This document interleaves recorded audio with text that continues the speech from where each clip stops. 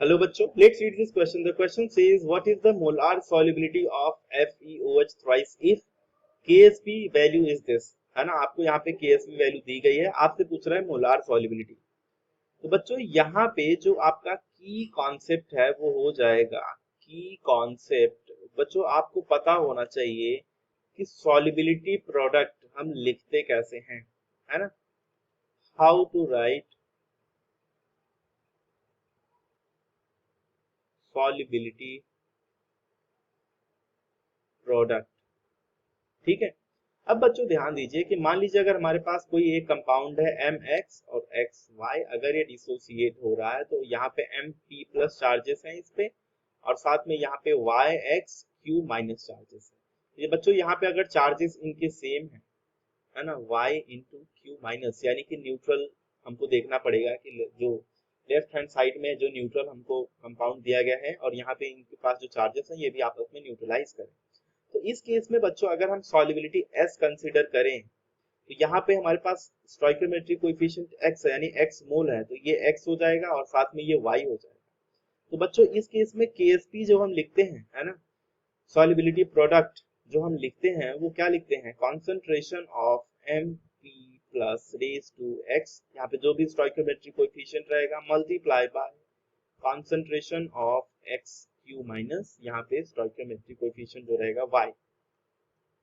इस तरीके से बच्चों ये आ जाता है x s raise to x और यहाँ पे ये आ जाता है y s raise to y, ठीक है। तो बच्चों ये हो जाएगा x raise to x into s raise to x, यहाँ पे y raise to y into s raise to y।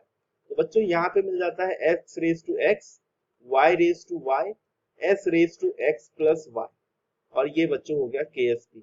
KSP जो होता है ये आपका इक्विलिब्रियम कांस्टेंट की तरह ही होता है। तो यहाँ पे जो ये सॉल्युबल कंपोनेंट्स होते हैं, है ना, जो प्रोडक्ट साइड के दोनों हैं, इनका हम मल्टीप्लिकेशन लेते हैं, ठीक। तो बच्चों ये आपका क्या हो गया, सॉल्युबिलिटी प्रोडक्ट हम इस तरीके से लिखते हैं। जो S है, S क्या है, S आपका है सॉल्युबिलिटी। अब बच्चों सॉल्युबिलिटी क्या होती है, सॉल्युबिलिटी के बारे में अगर मैं बात करूं तो solubility actually the maximum amount of solute which can be dissolved in a given amount of solvent at a particular temperature। तो यानी कि मैक्सिमम अमाउंट ऑफ सोल्यूट आपका किसी एक फिक्स अमाउंट ऑफ सॉल्वेंट में किसी एक टेम्परेचर पे अगर डिसॉल्व किया जा सकता है जो अमाउंट, वही आपकी सॉल्युबिलिटी होती है। ध्यान रहे यहाँ पे टेम्परेचर और जो क्वांटिटी ऑफ सॉल्वेंट है ये एक्चुअली फिक्स रख के हम मेजर करते हैं। अदरवाइज आप क्वांटिटी ऑफ सॉल्वेंट या टेम्परेचर को बढ़ाते जाएंगे तो सॉल्युबिलिटी भी चेंज होती रहेगी। अब बच्चों नेक्स्ट स्टेप में हमको क्या करना है, जो हमको कंपाउंड दिया गया है अब हम इसका सॉल्युबिलिटी प्रोडक्ट हमको दिया गया है, अब हम इस इक्वेशन से क्या करेंगे, इस इक्वेशन की हेल्प से हम इसका सॉल्युबिलिटी निकाल लेंगे। अब मोलार सॉल्युबिलिटी के बारे में अगर मैं बात करूं तो मोलार सॉल्युबिलिटी यानी कि सॉल्युबिलिटी का जब यूनिट है ना मोल पर लीटर रहेगा, यानी कि मोल पर लीटर बोले तो मोलारिटी। जब हम कॉन्सेंट्रेशन को मोलारिटी में लेते हैं मोस्ट ऑफ द टाइम यहाँ पे जो आपको दिया रहेगा वो एक्चुअली मोलार में ही रहेगा। अगर हम इसको ग्राम पर लीटर में कन्वर्ट करना होता तो हम यहाँ पे मॉलिक्यूलर वेट से मल्टीप्लाई करते हैं, है ना, तो वो आपका ग्राम पर लीटर में आपका आ जाएगा, बट जो मोल पर लीटर में होगा वही आपकी मोलर सॉल्युबिलिटी होगी, ठीक। अब चलते हैं नेक्स्ट स्टेप में, चलिए कैलकुलेट कर लेते हैं। यहाँ पे FeOH थ्राइस दिया गया है बच्चों। अब FeOH थ्राइस के बारे में अगर मैं बात करूं तो FeOH थ्राइस आप कैसे लिख सकते हैं, देखिए Fe ये आपका OH थ्राइस, जब बच्चों ये डिसोसिएट होगा तो यहाँ पे आएगा Fe3 प्लस और प्लस में यहाँ पे साथ में 3OH माइनस, इस तरीके से। अगर इसकी सॉल्युबिलिटी S है तो यहाँ पे क्या हो जाएगा बच्चों, 3S हो जाएगा। KSP अगर अपन लिखेंगे तो ये हो जाएगा कॉन्सेंट्रेशन ऑफ Fe3 प्लस और साथ में कॉन्सेंट्रेशन ऑफ OH माइनस यहाँ पे रेज टू 3, बच्चों हो जाएगा S, यहाँ पे 3S रेज टू 3, तो KSP क्या मिल जाएगा यहाँ पे S इंटू यहाँ पे क्या मिल जाएगा बच्चों, ये हो जाएगा 27S क्यूब, तो ये बच्चों KSP हो गया।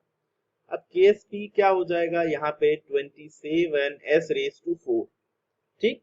अब बच्चों KSP की वैल्यू हम रख देते हैं, S raise to 4 will be equal to, KSP की वैल्यू आपको दी गई है, KSP की वैल्यू क्या दी गई है यहाँ पे 1.0 into 10 raise to minus 38 divided by हो जाएगा बच्चों 27।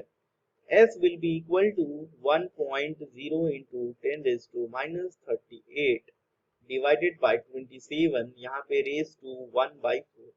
जब बच्चों आप इसको सॉल्व करेंगे तो यहाँ पे ये मिल जाएगा आपको, यहाँ पे हो जाएगा 3.703 into 10 raise to minus 40 raise to 1/4।